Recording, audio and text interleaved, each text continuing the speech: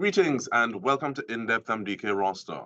Now, the College of Science, Technology and Applied Arts of Trinidad and Tobago, they're spearheading a transformative initiative, Link Up, in collaboration with global prison reform organization Incarceration Nations Network. Now, Link Up is a pioneering prison-to-college pipeline program that connects incarcerated and formerly incarcerated individuals to education opportunities and a supportive ecosystem addressing key issues in peace, safety, and development. To speak to that a little more, we have Dr. Baz Dreisinger, a professor at John Jay College of Criminal Justice, City University of New York. She's also the author of the critically acclaimed book, Incarceration Nations. Looking forward to this conversation.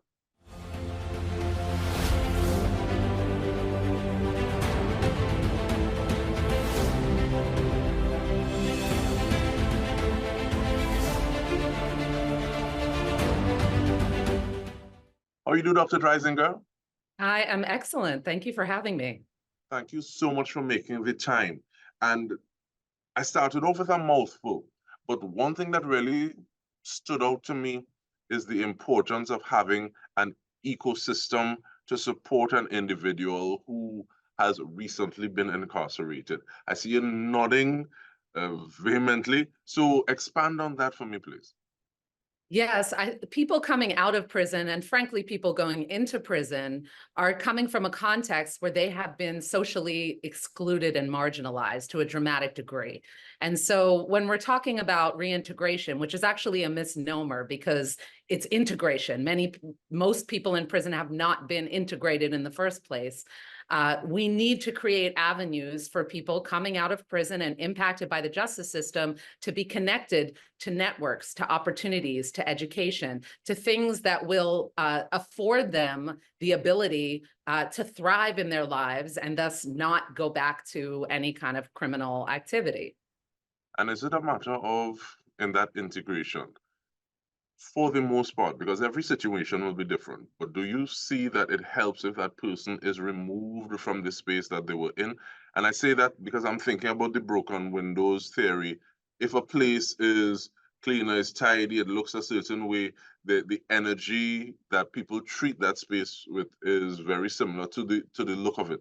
So if I go back to the situation that I was in before I was incarcerated, does that mean I have a higher chance of going back? What is your take on that? So first of all, broken windows theory has been disproven again and again as not the approach. This is not about policing small things. Certainly environment matters, but realistically speaking, lots of people are going to go back to the same communities. They have family there, they have connections there, and it's not as if there's endless communities for people to just start over in. So what we have to then talk about is how do we bridge the gap, broadly speaking, between the communities they're going back to and the powers that be. And the opportunities and the networks and the ability to start businesses, to go to school and earn degrees, to get jobs, to connect with people who can allow them to thrive if they're interested in the creative arts. And that's very much what this concept of link up is about. In many ways, it's that literal. It's about linking up people coming out of prison and people in prison who are eventually going to come out with opportunities, education, networks, all of these things that they have been thus far excluded from and probably caused their incarceration in the first place. Why COSTAATT? COSTAATT is it's a college of the community. It is a community college. It's quite similar. It feels very much to me like a home in that it's very similar to City University of New York, where I am based and also where I graduated from. But COSTAATT's mission is very much about being of assistance to the community, being that link up, and also offering a variety of kinds of education so that you have associate's degrees, but you also have short courses that our students can avail themselves of, and a flexibility there with different academic requirements.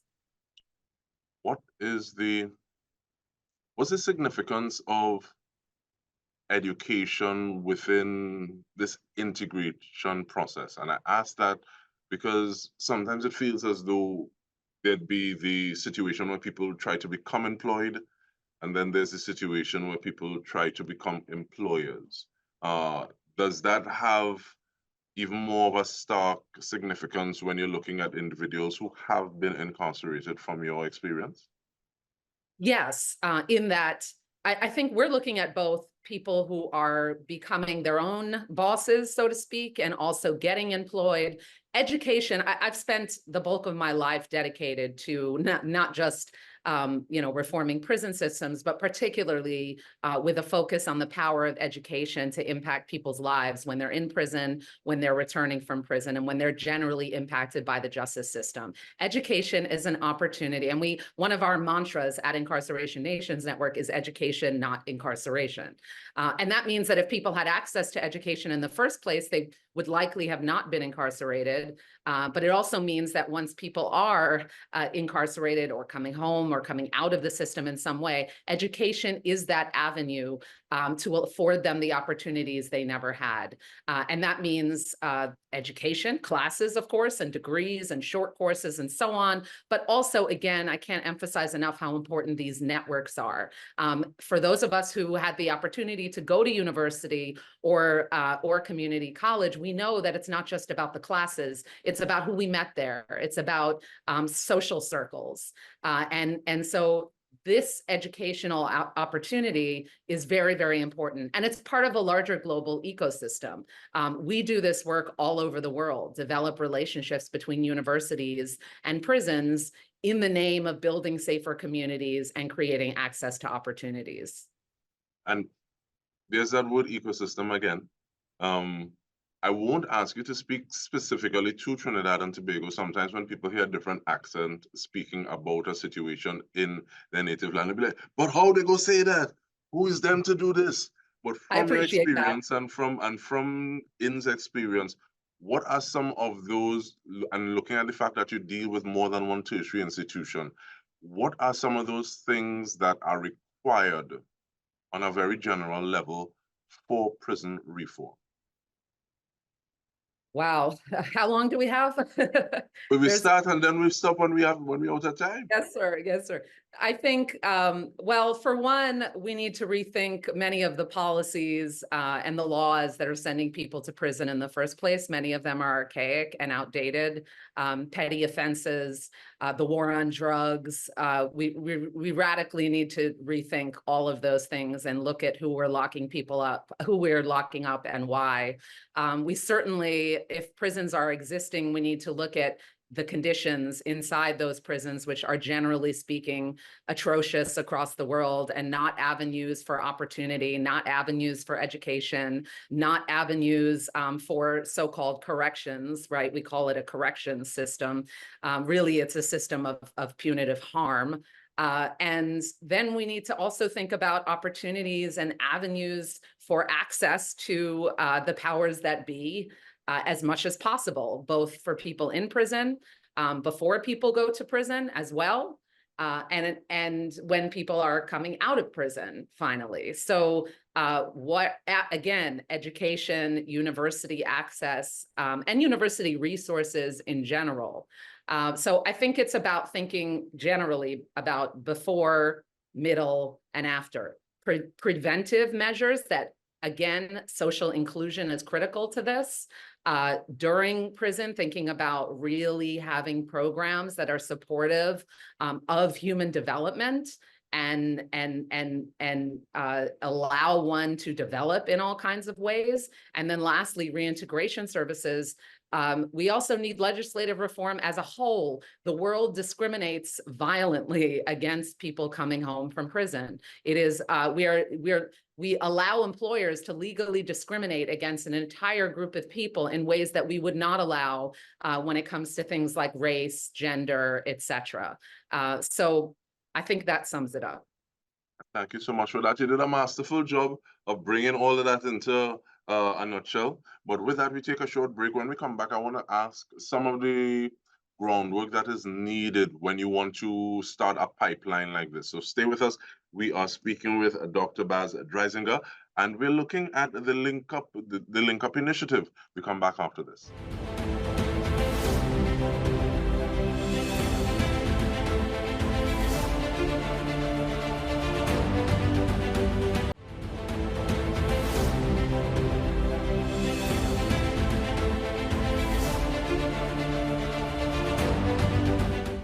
welcome back. This is In Depth with me, Dike Rostant. We are speaking about the Link Up Initiative, transforming lives through education and entrepreneurship. We're doing so with Dr. Baz Dreisinger, professor at John Jay College of Criminal Justice, City University of New York.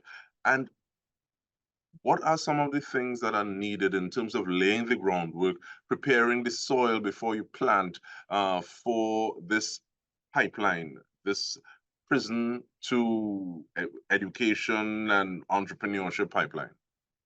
Yes, so well, certainly you need a committed partner, and COSTAATT has been that. The professors that I'm working with, the president, Dr. Keith Nurse, extraordinarily supportive and committed. It is a level of commitment to doing things a little bit differently, and also finding creative ways to address issues and challenges in terms of just practical things like enrollment. A person may not have all the CXC passes, but has life experience that can become the equivalent of that. And so you need to have that sort of creative mindset.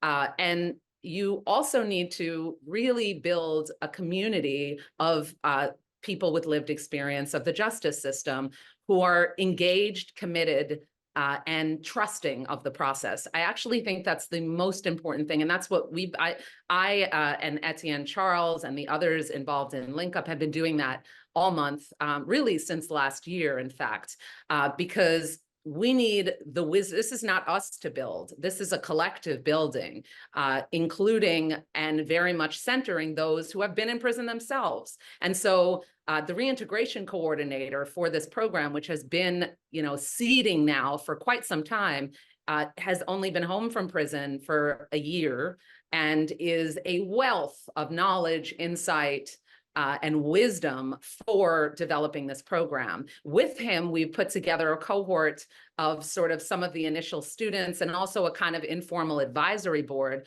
also of formerly incarcerated people, as well as survivors of community harm. I should emphasize that people with lived experience is broader than incarcerated and formerly incarcerated people. It also includes victims and people who have been victims of the community harm that's happening. And all of these people have been giving insight as to what the needs are, what the challenges are, what the interests are. We often assume what courses people want to take or what areas of subject matter they're interested in. We can't make those assumptions. And so this has to be built together with the community of people with lived experience themselves.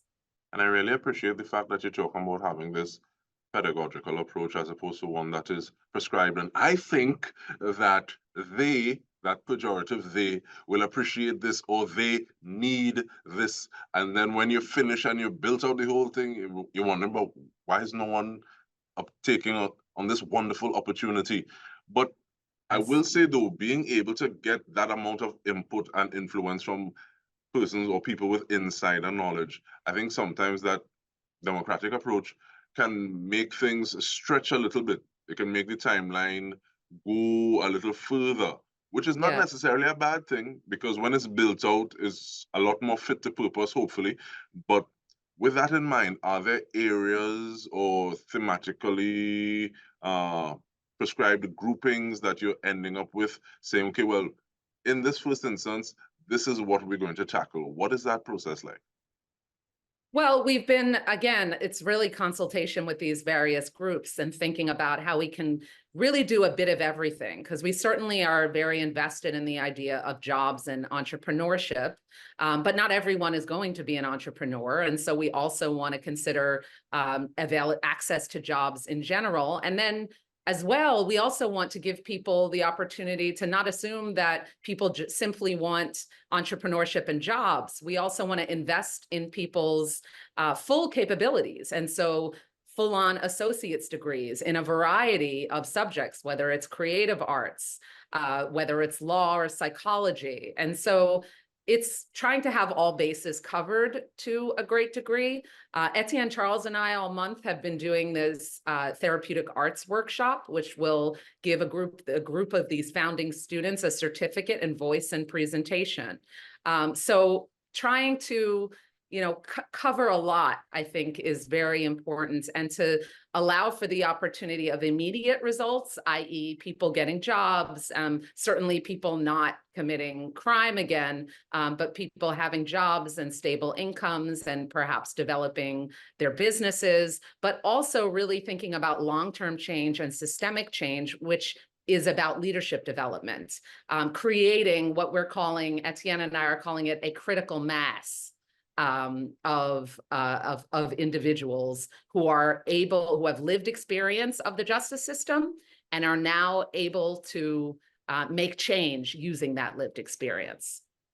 And one of the things you just spoke about in that holistic approach speaks to dealing with the inside of a person, the mental, the emotional. This is what I'm hearing.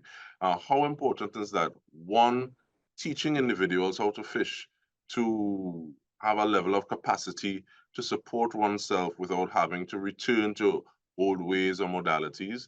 But secondly, also being able to deal and to cope when you have certain things and inclinations. What is that like? Well, I think it's also about how to cope with a world that is so dramatically unequal and traumatizing on a daily basis. And that is a challenge. And I think the most important thing that we can do in terms of link up and more broadly speaking in terms of education, not incarceration, is to create avenues for inclusion to counter all of the years of exclusion that have happened. That have really inflicted trauma upon layers and layers of the population. And so I think there's often a tendency to think that you need a whole lot of social workers and psychologists and so on. There's certainly a role for that in any society, but what's needed is love, opportunity, inclusion, access, and support, which can just be a person texting in the morning to say, how are you doing today? How is work going? Check-ins that don't require a degree in social work or psychology. So I think love and inclusion and opportunity go a really long way. But at the same time, there's a song where no money, no love. So, but I think there's an opportunity to have a little bit of access to some of that on the 1st of February. Elucidate on that a little bit, please. Sorry? I think there's something with Etienne on the 1st of February. Yes, there is. Thank you for that. So Etienne and I, as I said, have been engaged in an arts workshop with a group of people directly impacted by the justice system. And we are developing a much longer show, a full-on show, in collaboration with these individuals and others. But we're giving a little taste of that show at Etienne's show at Queen's Hall on February 1st. So it'll be a teaser for what we've been working on as part of Link Up, what we're going to continue to work on, and it should be an incredible show. And we're excited to show off the beautiful work that we've been doing and the beautiful community that we've created, which we call critical mass. And with that, though, someone looking at this conversation and saying, I have resources, I have time, I want to help. Because like you said, the different things that are needed, it may be that text or that call. How do people engage and say, okay, well, this is what I have. How can I help? How do people reach out to do that? Yes, absolutely. And we welcome that because there is, this is about networking and building networks. So we're looking for people in the business sector and the creative sector who want to be involved in the production as well with me and Etienne, especially those who are hiring, those who work in HR and want to engage around conversations about how to make for a more inclusive work environment. Anyone can connect with us. I am very easy to find. Dr. Keith Nurse at COSTAATT, his email is on the COSTAATT website, as well as the other professors. We're all very easy to find and very, very eager to hear from anyone who wants to be part of this powerful movement. And with that, we want to thank you so much for the work that you're doing and continue to do, Dr. Dreisinger. Dr. Baz Dreisinger, professor at John Jay College of Criminal Justice, City University of New York, speaking about the Link Up program. This is between Incarceration Nations Network, or IN, as well as COSTAATT, the College of Science, Technology, and Applied Arts of Trinidad and Tobago. On behalf of the entire TTT News Network, I'm Dike Rostant. Thank you so much for joining us.